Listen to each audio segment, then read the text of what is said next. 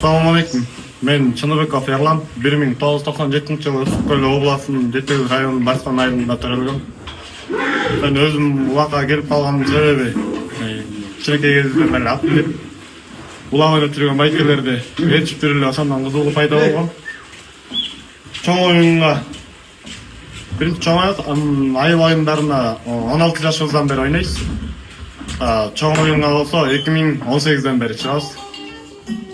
Ойноп кеткен командаларыбыз Жетегиз командасы болду. Мурас командасына 2022 чыгып кеткен. Анан кайра эле Жетегиз командасына барганбыз.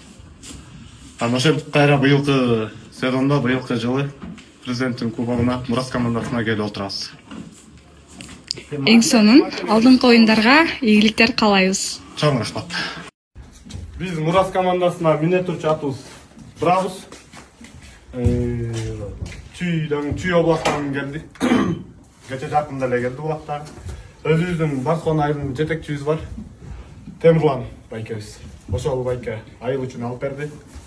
Ал байкебиздин уруксаттары менен ушул чоң командаларга алып келип отурабыз.